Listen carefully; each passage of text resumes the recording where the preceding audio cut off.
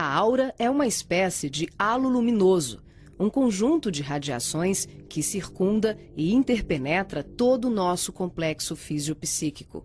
Conhecida também como psicosfera, fotosfera psíquica, veículo ou túnica de forças eletromagnéticas, ela é composta pelo conjunto de emanações dos diferentes campos multidimensionais ou corpos. Apresentamos aqui uma visão total de sua forma ovalada, onde temos o corpo físico, o duplo etérico, o corpo astral, o corpo mental, o corpo causal e os centros de força. Através da animação em 3 dimensões, podemos notar com maior clareza que a nossa aura não começa na superfície do corpo físico. Ela é formada por camadas, conhecidas como campos sutis ou campos dimensionais. O corpo físico é a parte mais interna do nosso complexo. As camadas mais externas e sutis revestem e interpenetram todas as estruturas das camadas mais densas. O corpo mental envolve o corpo astral, o duplo etérico e o corpo físico. Na cor amarela, vemos a aura mental, de cor rosa, a aura astral, e na cor azul, o duplo etéreo. Essa atmosfera fluídica envolve todo o nosso sistema físico, revestindo os órgãos, tecidos e células com energias vitais, astrais e mentais. Dessa forma, o pensamento circula por todos os escarninhos do nosso sistema orgânico e psíquico. Na medida em que pensamos, automaticamente alteramos o nosso campo celular. Todos os estados de bem-estar ou de enfermidade são consequências dos conteúdos mentais e emocionais. Sua multiplicidade de cores, suas formas e alterações, quando analisadas e estudadas, podem indicar os estados de saúde e emocional do ser humano.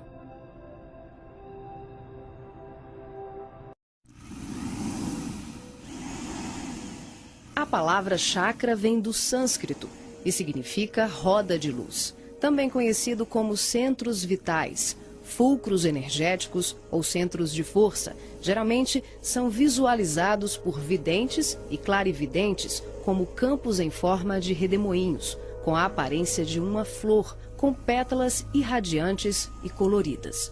O nosso corpo é regido por esses centros, que vibram em sintonia uns com os outros ao influxo do poder diretriz da mente, estabelecendo um veículo eletromagnético no qual o pensamento vibra em circuito fechado antes de exteriorizar-se.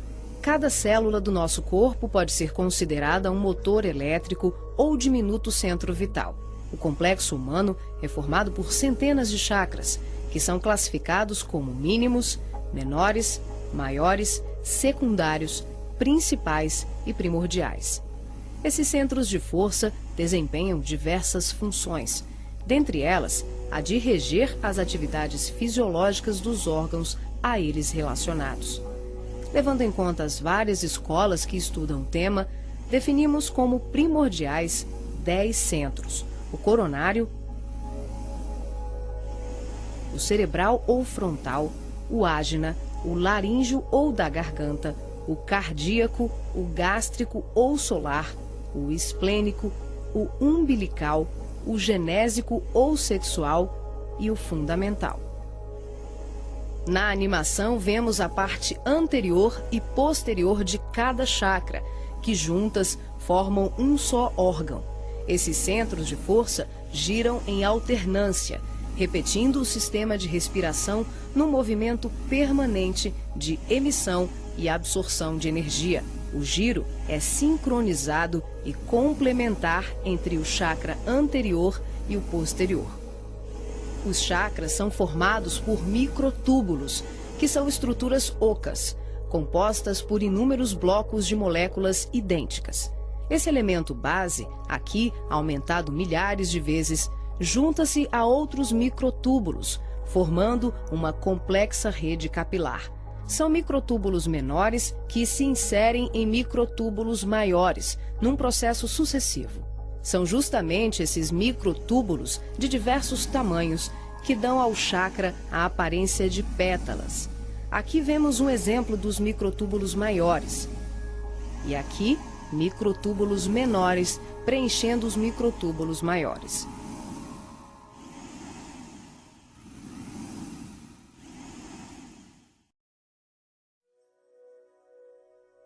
Assim como os chakras, a aura também é formada por microtúbulos, que podem ser vistos com maior precisão no duplo etérico. Os microtúbulos se afunilam, ficam cada vez menores e penetram os poros das membranas celulares. Como os citoplasmas das células é constituído em grande parte por água, que é uma das substâncias mais suscetíveis à magnetização, podemos concluir que o nosso bem-estar ou os nossos males físicos são frutos da nossa forma de ser e pensar. É assim que as vibrações positivas ou negativas geram saúde ou doença em nossas vidas. Tudo é resultado da direção e da qualidade que damos às nossas correntes mentais. Nessa animação, vemos através da aura e dos corpos. Os chakras estão ampliados e representados como lunetas se expandindo. Podemos observar o sincronismo das camadas mais externas com as mais internas. Temos os campos ligados ao corpo mental em amarelo, ao corpo astral em rosa e ao duplo etéreo em azul. Os centros de força das camadas superiores envolvem completamente os centros das camadas mais densas. Cada parte da luneta está contida na outra. Os microtúbulos maiores são preenchidos pelos menores.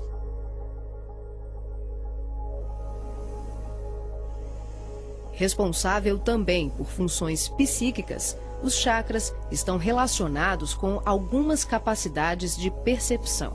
São núcleos importantíssimos em vários processos mediúnicos, formando uma rede complexa de assimilação, armazenamento e emissão de vibrações ou energias mentais ou sutis.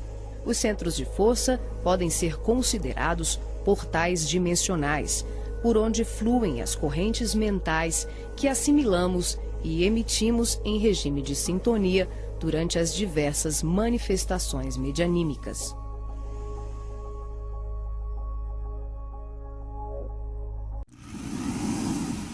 Vemos agora os chakras relacionados aos seus respectivos órgãos. Começamos pelos superiores, representados pelo coronário, frontal e ágina, anterior e posterior. Podemos observar o giro em movimentos de alternância, num ciclo permanente de emissão e absorção de energia. Vemos também a sincronia entre os anteriores e os posteriores. O coronário é o centro da sabedoria. Tem responsabilidade direta sobre as funções psicológicas, cerebrais e espirituais. Alimenta as células do pensamento e é o provedor de todos os recursos eletromagnéticos indispensáveis à estabilidade orgânica. É o centro de mais alta frequência. Na animação, o chakra ágina, responsável pelas percepções visuais, vidência e clarevidência, aparece na sua parte posterior da mesma maneira que o frontal. Na verdade, eles se juntam, formando um só chakra, localizado na parte posterior da nossa cabeça. É aqui que o cordão de prata é inserido. O frontal é o centro da mente. Responde pelas funções da visão, da audição, do olfato e ainda administra o sistema nervoso central. É responsável também por uma vasta rede de processos da inteligência, que dizem respeito à palavra, à cultura, à arte e ao saber. O chakra laríngeo é o centro da expressão, regula a fonia, o sistema respiratório, o processo digestivo inicial, a pressão arterial e corresponde-se com as glândulas tireoide e paratireoide. O que na imagem se assemelha a uma pétala são os microtúbulos dos mais variados tamanhos. Eles giram em um processo sincrônico, sempre de forma complementar.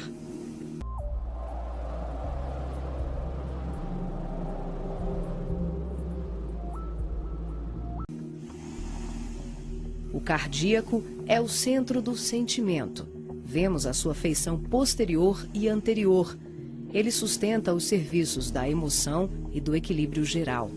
É o responsável pelas energias de todo o aparelho circulatório e se relaciona com o sistema nervoso parasimpático.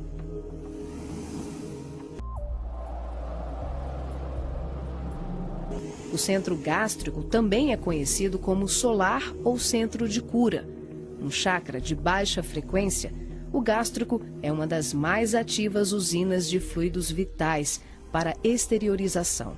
É responsável pelos processos digestivos e grande parte do metabolismo, atuando vigorosamente sobre o estômago e órgãos envolvidos na digestão. Dentro desses microtúbulos ocos, temos outros microtúbulos ocos.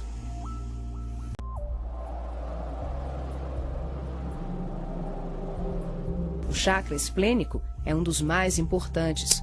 O centro do equilíbrio é também uma grande usina de fluidos. Ele regula a distribuição e a circulação adequada dos recursos vitais em nosso corpo. A feição de pétalas que vemos nessa animação é por conta dos microtúbulos maiores.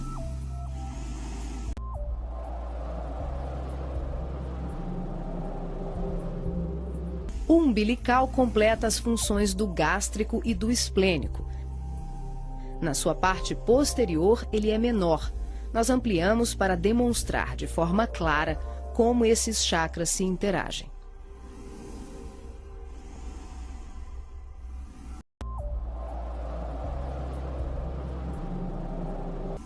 O genésico, conhecido também como chakra sexual, é o centro das formas e elevação. Exerce grande importância nos processos genésicos. Elabora densos campos fluídicos que, quando bem canalizados, podem propiciar vigorosos potenciais energéticos no campo do amor e da criatividade.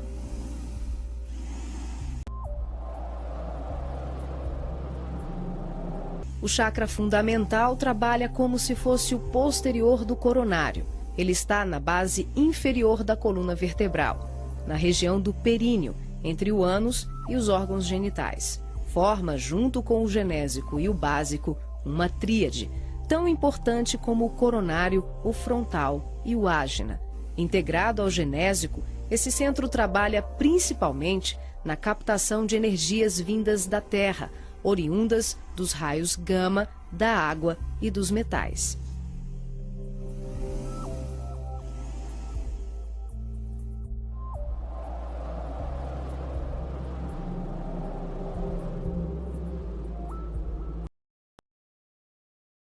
Nessa animação, representamos o processo de desdobramento dos diferentes corpos.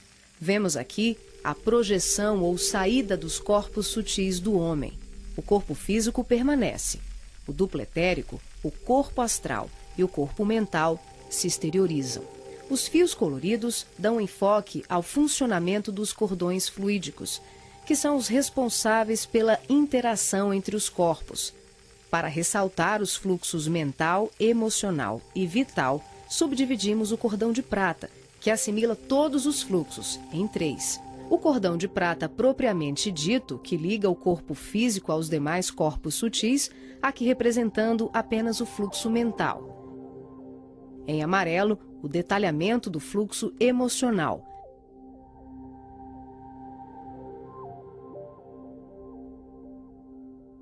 E na cor rosa, o fluxo vital. Esses cordões são semelhantes ao cordão umbilical, porém, a densidade deles é muito mais sutil. São, por assim dizer, vaporosos, uma espécie de laços aeriforme, luminescentes, e varia de acordo com a dimensão da região espiritual onde o ser se encontra. Quando ocorre esse tipo de desdobramento em que o duplo etérico, o corpo astral e o corpo mental se deslocam juntos, o médium não consegue alcançar grandes distâncias, devido à densidade do corpo etérico, que, em síntese, são emanações neuropsíquicas do corpo físico. Dessa forma, o espírito fica nas imediações do organismo carnal, e sua saída ou projeção é geralmente por tempo limitado. Esse fenômeno é muito comum no sono e também em desdobramentos parciais durante os trabalhos mediúnicos.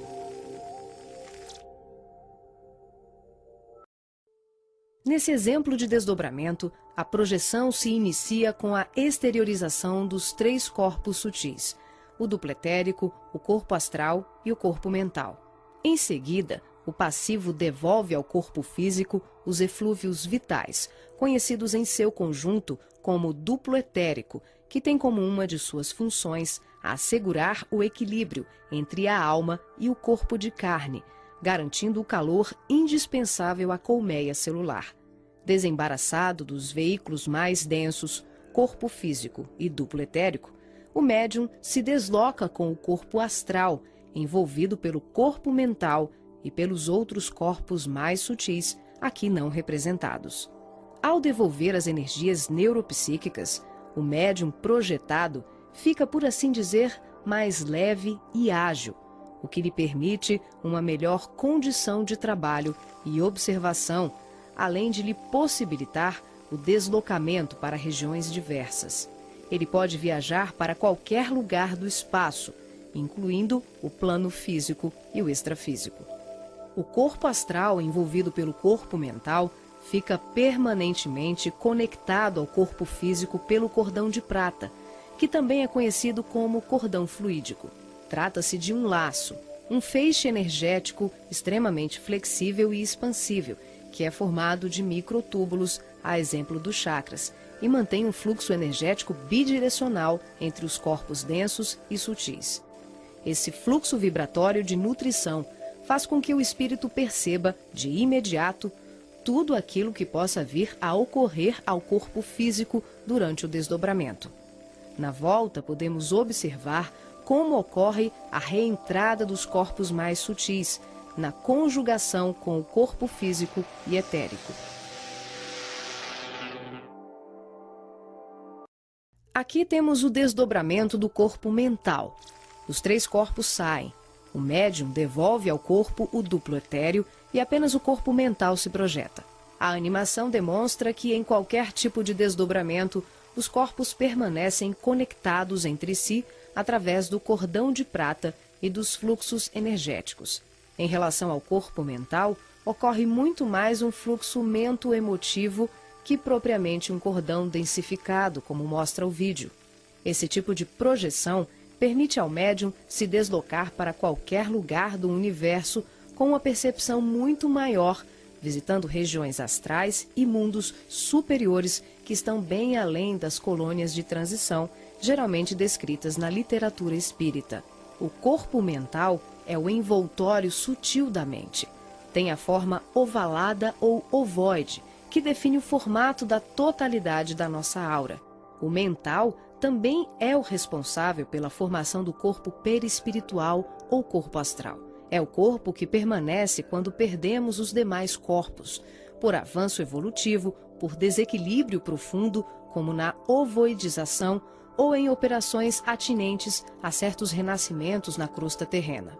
É por essa razão que os espíritos que perderam os corpos mais densos, corpo físico, duplo etérico e corpo astral, por monodeísmo, permanecendo envolvidos apenas pela túnica mental, são chamados de ovoides ou esféricos.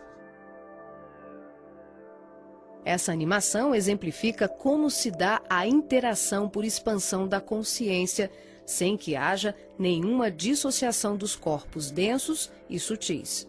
As percepções dos mundos astral e mental, além das comunicações mediúnicas especiais, como a recepção de correntes de pensamentos, podem ser realizadas sem que haja o desdobramento de nenhum dos nossos corpos. Esse fenômeno se manifesta pela expansão simples e ampla da consciência. É um processo interior, de qualificação e sutilização do medianeiro, um acesse. O ser vê, ouve, percebe e interage com outros seres e diversos mundos, sem que ocorra uma saída, uma viagem, um deslocamento. O espírito pode estar em vários locais ao mesmo tempo e perceber, tomar conhecimento de tudo o que o cerca e tudo o que o envolve a grandes distâncias. É o todo em cada parte, é cada ponto contendo o todo.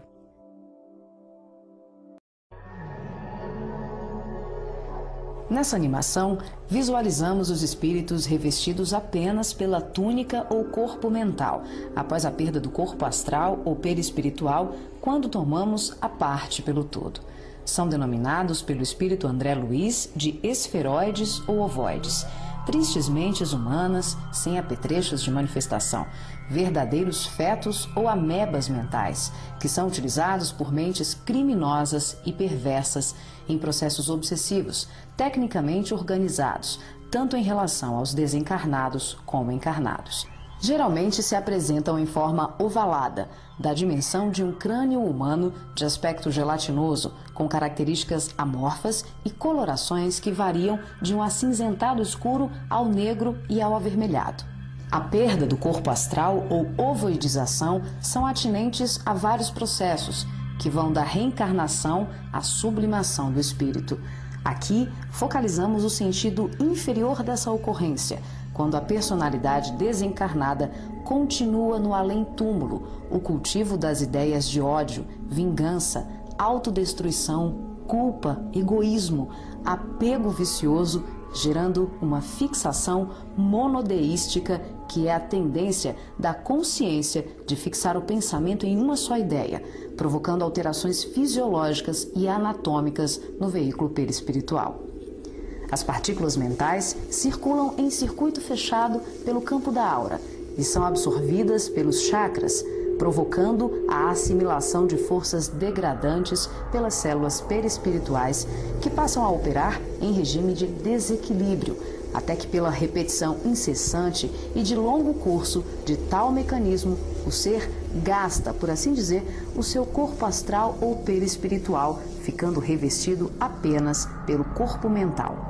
Como a mente é o fundamento organizador de todos os nossos tecidos grosseiros e sutis, as cristalizações do pensamento em circuito fechado, em verdadeiros processos de auto-hipnose, de ondas negativas, de ódio, mágoas e diversos outros sentimentos de baixa vibração, acabam gerando uma atrofia do corpo espiritual da criatura em desequilíbrio, perdendo temporariamente o desenho humano. Os ovoides, quando são atraídos e localizados por mentes perversas no campo da aura de encarnados ou desencarnados, passam a viver em regimes simbióticos com suas vítimas, absorvendo-lhes as forças psíquicas em movimento automático de sucção, à semelhança de vários parasitas encontrados na natureza, levando à desorganização das estruturas psíquicas daqueles que lhes sofrem a ação doentia. Dependendo das parcelas de créditos e débitos entre os litigantes de tão triste quadro, as relações vindicativas podem se prolongar para além da morte física do hospedeiro. Essas obsessões dolorosas não são ocorrências raras, mas processos comuns provocados pela ignorância e paixões daqueles que permitem enovelarem-se nas teias do ódio e da vingança. O caminho dos ovoides, em tão triste condição, é a esfera do recomeço, as reencarnações na crosta terrena ou em setores outros de vida congênere, tal qual a semente destinada à cova escura para trabalhos de produção, seleção e aprimoramento.